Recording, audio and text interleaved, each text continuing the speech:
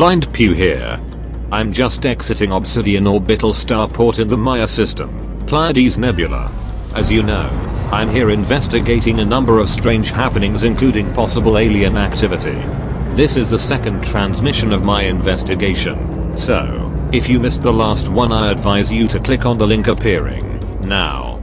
In the last transmission we looked closely at and picked up an unknown artifact. We learned that these artifacts appear to be built using some sort of biological technology and are scanning local ships and then sending out a signal with a rudimentary diagram of the scanned vessels.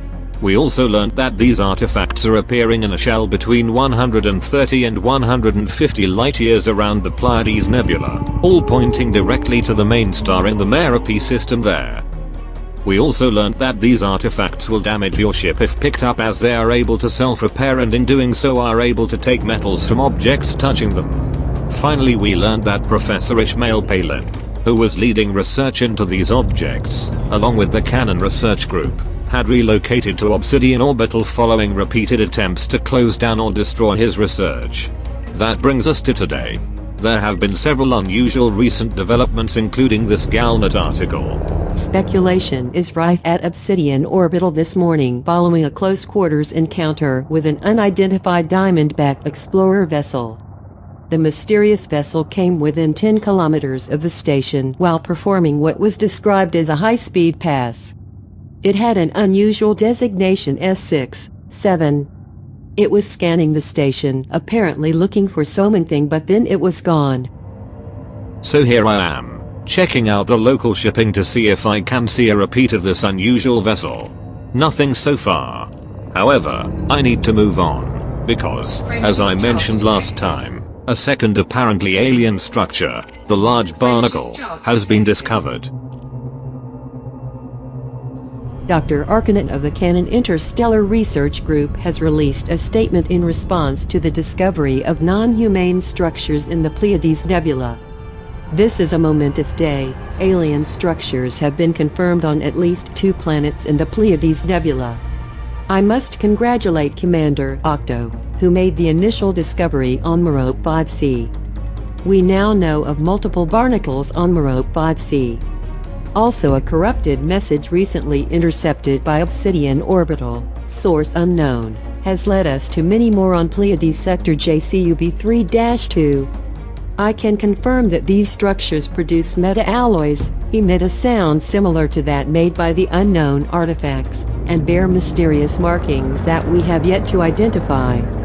Some commanders have reported malfunctions near the structures, which might explain the crashed ships found near many of the barnacles.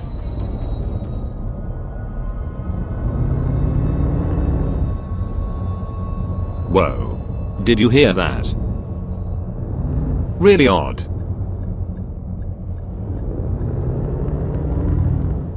This does look very alien.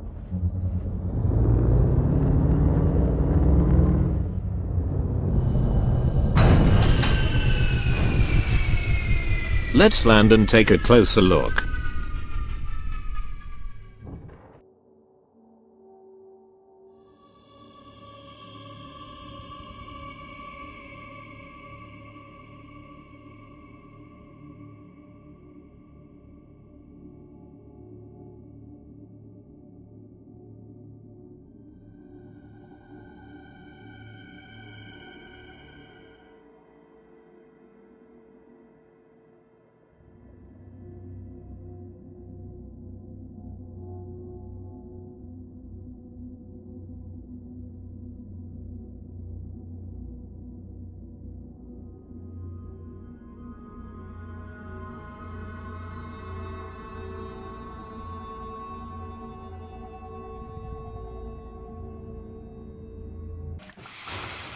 Okay, I'm creeped out enough now. Let's get in there and check this thing out in some detail.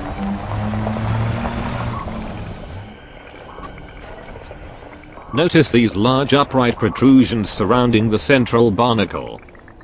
It is as though they are growing around it. Note in particular the green orb-like structures growing on the protrusions.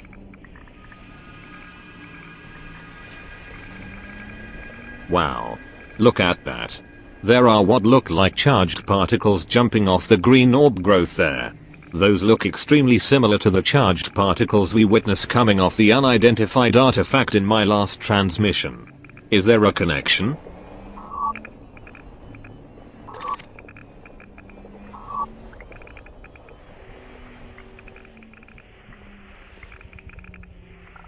And just listen to that sound. To me, it almost sounds like a drilling sound deep beneath us. Look at the odd luminous green spots between the arms of the barnacle. Those also appear on the surrounding protrusions. Note how some of the green orbs growing on the protrusions are quite small, whereas others are much larger. There are certainly quite a few of these protrusions. I've not counted, but maybe 15, 20. And what of this strange mark on the barnacle? Is it a maker's mark? Why does it make me think of Barnard's loop? There is certainly a close resemblance. Can there be a connection? Right. Let's carry out an experiment. Hopefully that will not start an interstellar alien war. That was a protrusion growing small green orbs. 5 have come off. Let's collect them for a closer look.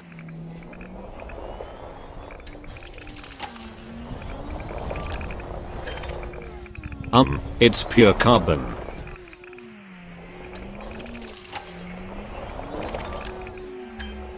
That one pure sulfur. And again. It's almost like these protrusions are harvesting the pure elements found deep within the planet. Iron. But of more interest, much more interest, are the large green orbs. Let's try the same on a large orb. Oops, shot the ship as well there. Look at the size of that one. Let's pick it up and check it out.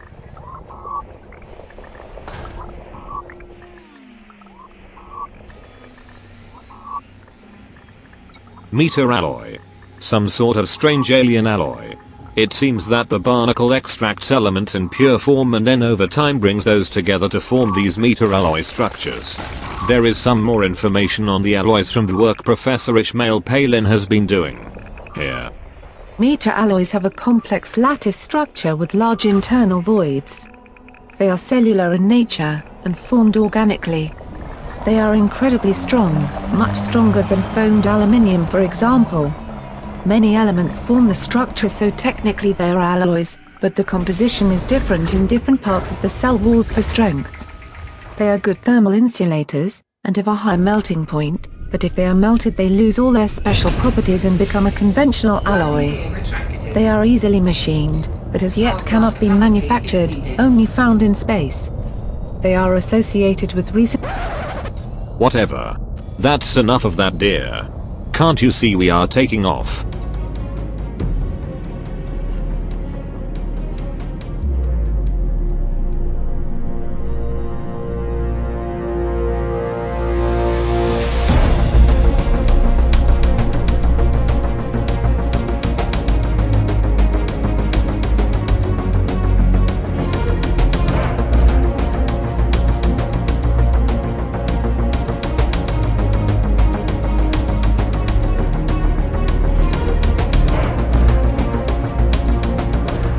I'll take these meter alloys back to Professor Ishmael Palin. He has been asking for them on Galnet. One of the starbirds affected by the mysterious malfunctions sweeping the galaxy had apparently used meta-alloys to return the starport to some kind of normality. Professor Ishmael Palin, the former federal scientist conducting research into the unknown artifacts, is evidently thinking along the same lines. The report from Obsidian Orbital is indeed encouraging, but there is still a great deal we do not know, including the cause of the malfunctions, or if the meta-alloys are indeed capable of countering them. That is why I am appealing to the galactic community to deliver as many meta-alloys as possible to my new research base at Obsidian Orbital.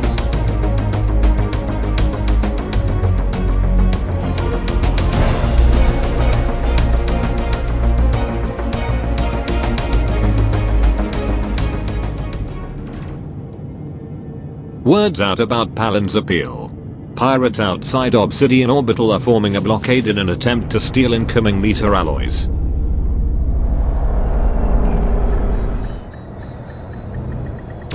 Docking successful. Engines disengaged.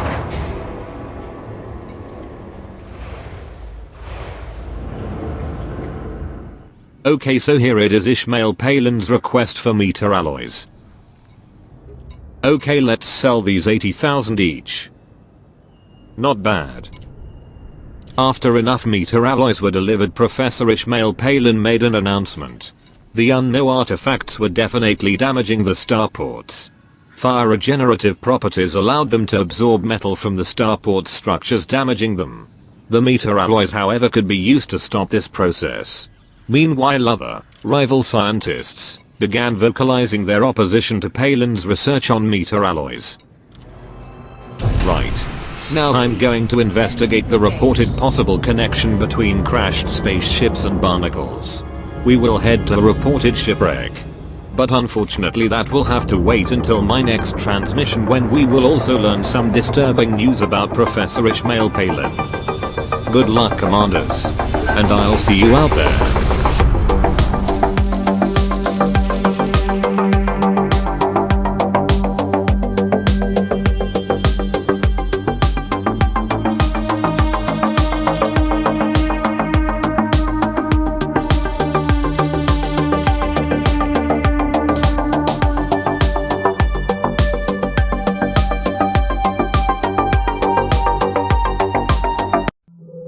Some of this strange sound the artifact is transmitting is a form of Morse code, and the embedded message is a rudimentary schematic of the nearest ship. My ship in this case. Very concerning. More concerning is who or what is it transmitting to? Carefully does it.